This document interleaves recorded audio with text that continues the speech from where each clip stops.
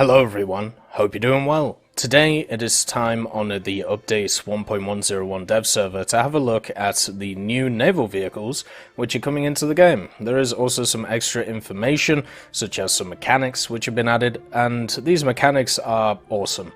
We have the mine mechanic which has been added for a bunch of planes, but also not just a bunch of planes. It's been added to a ton of boats as well. It's been added to some Soviet ones, German ones, British ones, and many more. So if we have a look at stuff like the the S100, you can see it has mines on the back. Now generally the way that the mines work is that you replace your torpedoes and your depth charges with mines. So yeah, that's basically how it goes. We did some testing with the mines on the Twitch earlier, so if you want to have a look at that, I'll leave the VOD in the description. It's near the end of the VOD, so you can, have a look. The new machines which have access to stuff like sea mines are the BMO, the PR191, then we have the 191M, the 1204, the PR1204 late, and also the R-Boot R130, the R301, the 3 S100, sorry, and then also the Fairmal A ML100, the Fairmal B ML345, the SGB S304, and S309. The other ships as well are actually some larger ones, so it isn't just smaller boats, smaller boats which are getting them. Destroyers and also cruisers are getting them. So if you want to have a look at the Japanese, the Matsuki is getting some, and also the Kuma. The Matsuki, you can see them all on the back here. And then even Italy is joining in, so the Turbine or the Turbine and the Attilio Regolo is also getting it. And if you want to have a look at the Attilio Regolo, it is absolutely stunning how they look. I believe this thing has 40 mines on it. Look at that! Look at that! How ridiculous is it? Oh my god, it's absolutely wonderful. And these mines come in two forms basically. So you have the ones where they drop off the side, which is like this, the SGB, so you can drop them off alternatively like left, right, left, right, left, right, or you have them like the BMO where they are dropped off of the back. And I'll show you the animation when it comes to the mines because I think it's really cool. And yeah, you basically should see much more vehicles as well with these mines in the future. But what you do is you just drop them off, and then you can see along the rail it pushes them in. You have to wait till they're at the end of the rail, and then you just push them into the water. Isn't that just a wonderful sight to see? You can see them from 160 meters away as well if you're an enemy ship. We've had varying degrees of success with how destructive the mines are. When it comes to smaller boats, it one-shots them. Basically, when it comes to larger boats, sometimes it just hits the front and they can actually sink very quickly from them. Or if it hits an ammunition rack, they are just going to go pop. Like they are just going to disappear. And also, as we talked about in the aviation video, if you didn't see it, certain planes on the American side of things do also drop mines. So yeah, I think that's absolutely awesome. Anyway, let's get to the new naval ships which are on offer. We first of all have the USS Northampton. This is a cruiser, and it's going to be after the Portland that we see here. So it's a heavy cruiser with access to 8-inch guns. It has 3 triple sets of them, and then it has 8 5-inch guns as secondaries that you can see here. Then it has 4 quad sets of Chicago's typewriters, basically 1.1-inch guns, and you can see 2 on the front and 2 on the back. And then we have 8 12.7s all over this machine. So quite short range AA in my opinion, but those 5 inches should be able to do some damage since they have access to HE-VT shells, which is lovely. The 8-inch guns have access to HE, APC-BC, a different HE, and then also the SP Common. So they can do a variety of different things with the shells. Then it has access to a bunch of armor, so a belt of 78 millimeters basically, or 76, then 95 around the ammunition, which you can see all around here. Then it has on the ammo elevators 63.5 millimeters, the turret fronts basically the same, and on the sides 19. It's not a ton of armor on this thing, but enough to be able to withstand stuff like HE.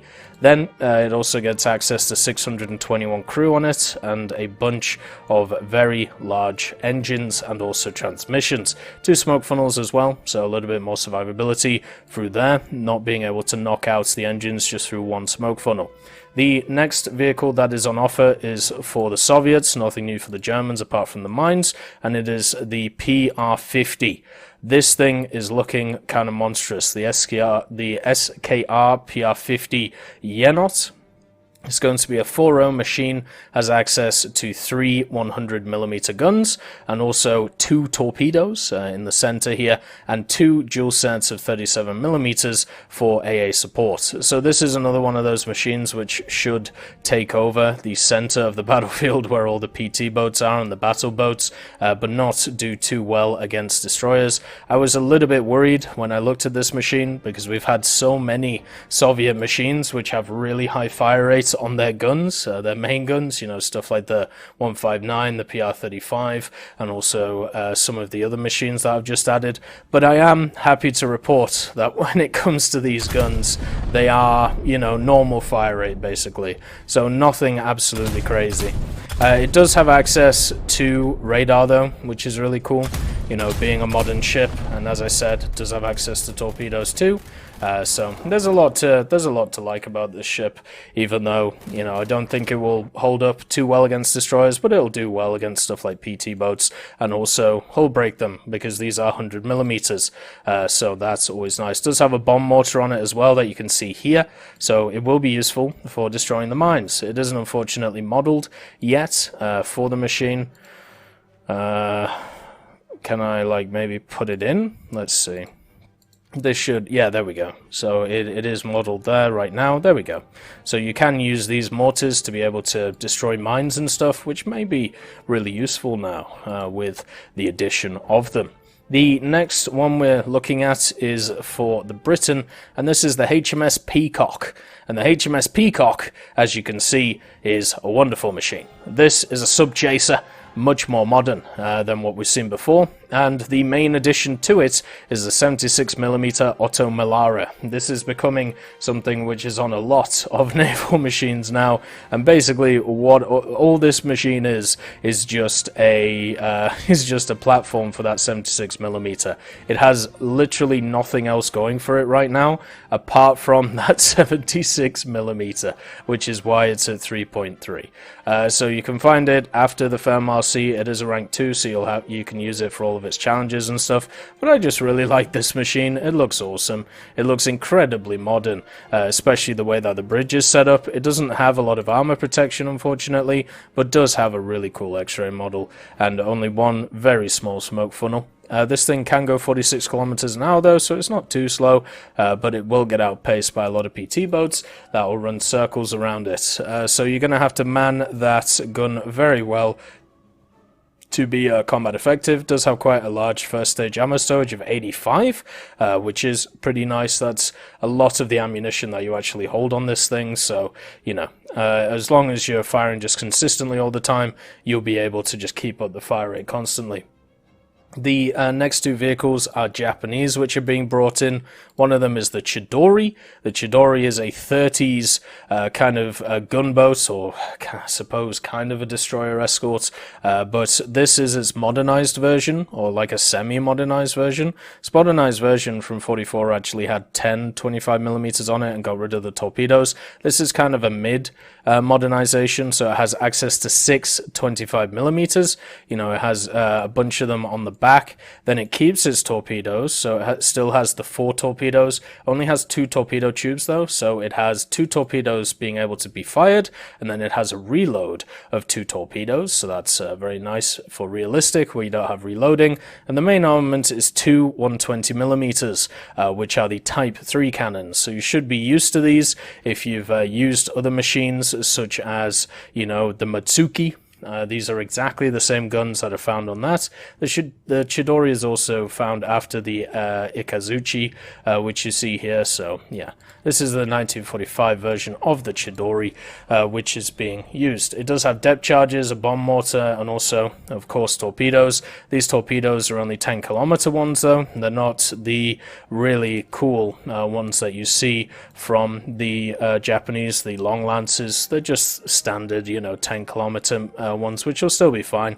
Has good speed, no armor, a decent amount of crew, so it's probably going to be quite survivable, but I don't think it's going to pack the punch that you need at that level, especially with Freccias and Albatrosses running around.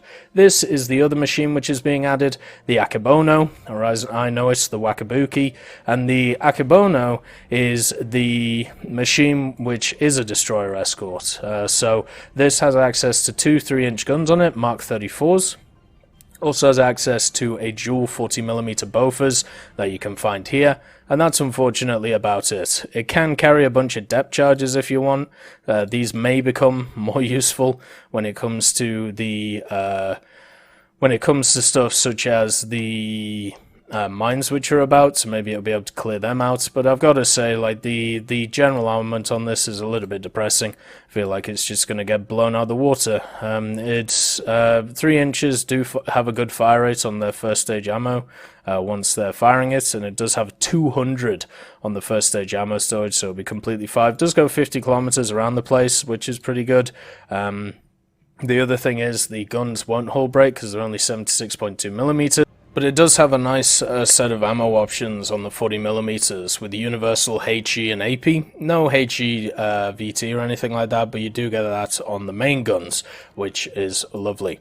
The Akebono is also going to be a premium at rank 2, and it's going to have a cost of 2,980 GE. So yeah, it's going to be quite nice to have, especially if you personally use Japan as a grinding nation to get those challenges done. The next set of vehicles is for Italy, the youngest tree, I suppose, in the game, and we have quite some nice additions. So the first one is the MAS 561. This is the new reserve, which is coming in for Italy. I don't know why the MAS or the MAS 555 was not good enough, but maybe they just wanted to add this one. So the 561 has access to 120 212-7s and also a set of torpedoes, which is nice to see. Also can go 80 kilometers an hour, so it's going to fly around the place and do a ton of damage, and you're also going to get it half spaded because it is a reserve, so you don't have to worry too much about spading the machine. Obviously no armor on it at all, but it still should pack a punch, especially with that 20mm.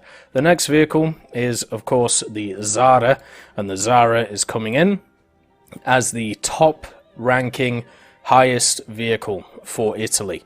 This Zara is an improvement of the Trento class, and it is the most heavily armored heavy cruiser in the game, which is coming in updates 1.101. It has a belt of 150, and then above it 30mm and 100mm rolled cemented armor under that as well. Has between the layers 70mm of armor as well, and along its ammo elevators 150mm and 140 below that. The turrets themselves are 150 as well, so they really went heavy on the armor on this machine, which is great. Has 4 sets of dual mounted 203mm, has 6 sets of dual mounted 100mm dual purpose guns, and you can see they have a little bit of blue in them, which is kind of cool. You can see that right there. And then 4 sets of dual mounted 37s and 4 sets of dual mounted 13.2s scattered around the machine. The dual purpose guns are kind of nice on it. As you can see, they have HETF, which is a high explosive with a time fuse, but the 203s have it as well. So if you feel like going after aircraft with the big guns, you can do it pretty effectively. No torpedoes on this machine, unfortunately, and no mines or depth charges or anything like that, so the guns are what you get. The max speed is 60 kilometers, and a lot of crew as well, 1,155, so that should be pretty nice to try and survive. Also, just in case you forget the name, it's right there. Then we have the Comandante Medaglie d'Oro, and this is a new destroyer that is coming in. It's coming in at 4.3.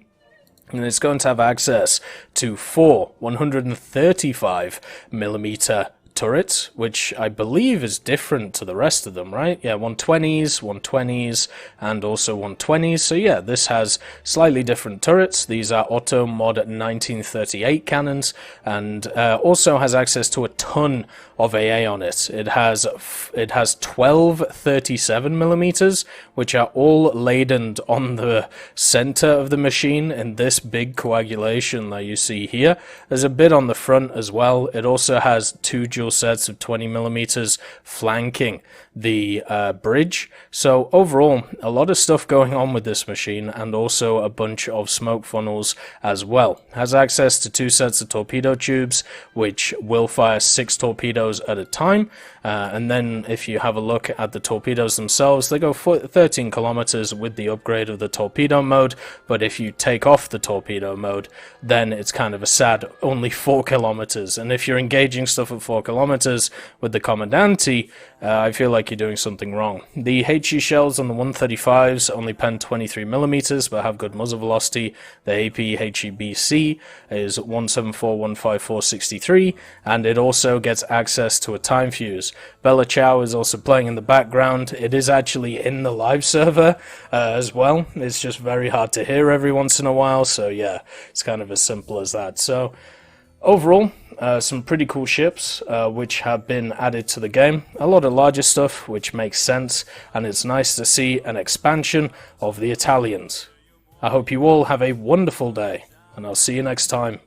I'd like to thank Ambrosius McClellan, B. Young, Battling Bacon, Blackie, Chris Giltnane, Conte Baraka, Daniel Stanton, Elove Goat, Jay Wilt, Martinez, Trigger Hippie, Universe, Eugens Terry, and also I'm Devilish and Samuel Slick for supporting the channel.